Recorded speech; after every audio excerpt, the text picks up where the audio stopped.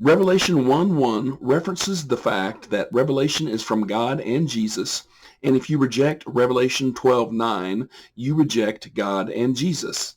In the previous video, part 12, I discussed the fact that Revelation 12:9 independently proves that the serpent in Genesis 3:1 is the Satan, the devil, who is referenced 14 times in Job chapters 1 through 2.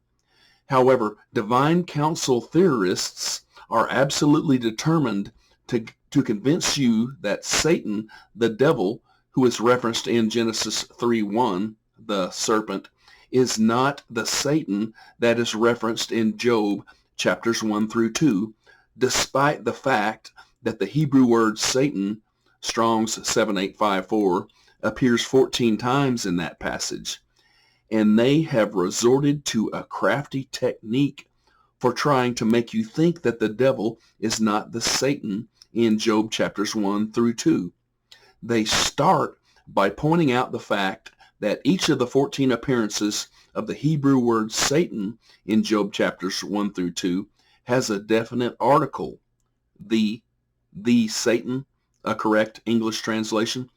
And then they claim that that definite article means that the Satan in Job chapters 1 through 2 is not Satan, a word that we typically use as a proper name for the devil.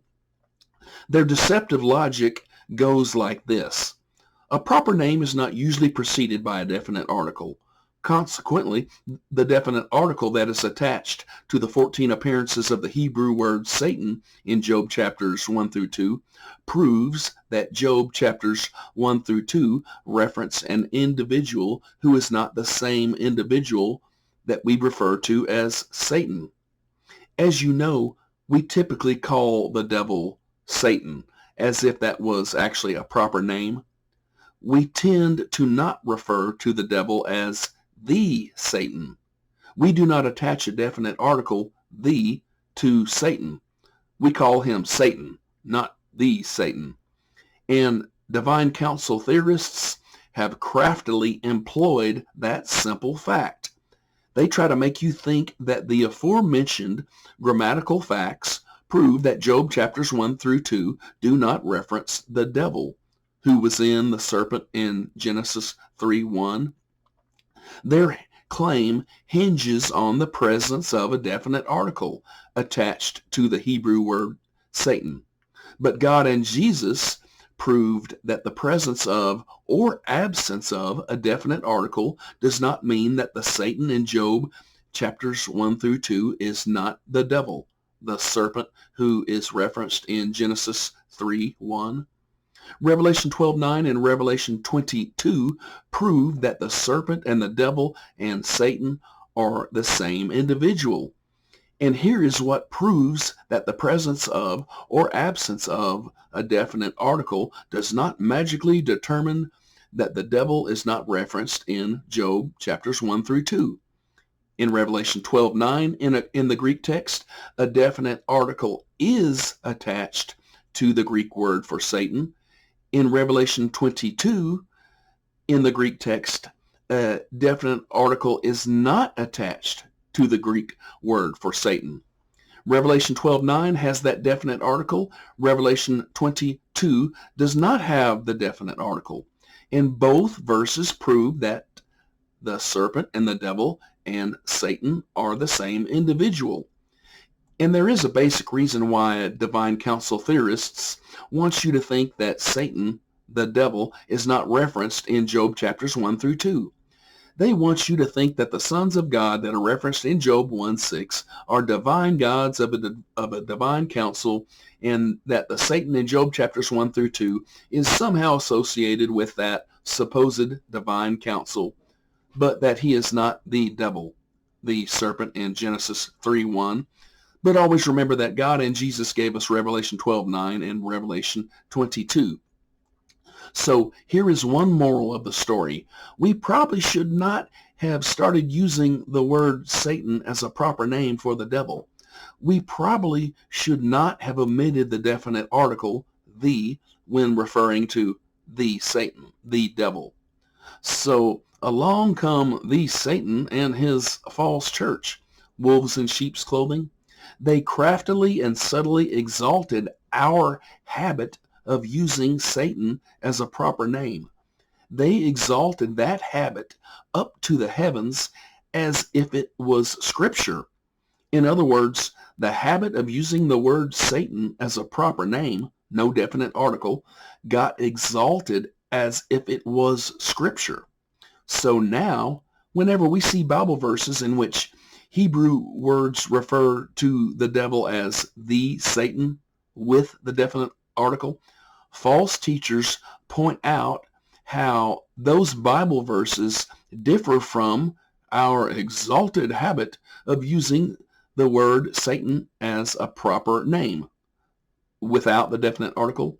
Our habit, omitting the definite article, slightly differs from the Hebrew words in the Bible. So now the Satan and his false church have craftily employed that difference in such a way that when we see the Satan referenced in a Bible verse, false teachers claim that the devil is not referenced in that Bible verse.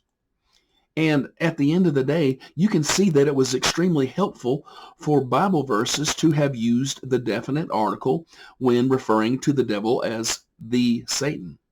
The devil is the Satan. He is not just one ordinary adversary. He is the Satan. That definite article is scriptural, and it helps to identify the devil as the Satan. But false teachers have craftily deceived countless people. But God and Jesus gave us Revelation 12:9 and Revelation 22.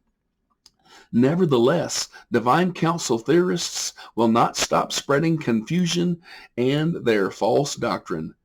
They might even point out that it was not actually a serpent, a snake, that appeared up in that heavenly realm in Job chapters 1 through 2. And then those false teachers will claim that proves that the serpent and that Satan are not the same individual. However, the serpent in Genesis 3:1 was a serpent that was possessed by Satan, the devil. In that possession context, Satan, the devil, was in the Garden of Eden in Genesis 3:1. When an animal gets possessed by a demon, that animal can still be called an animal.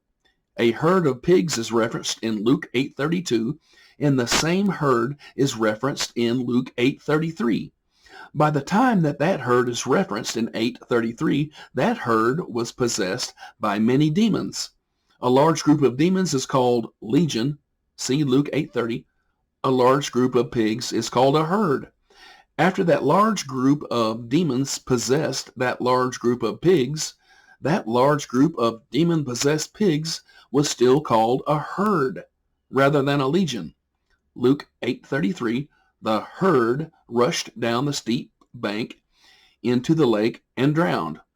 A demon-possessed pig can be called a pig. A Satan-possessed serpent can be called a serpent.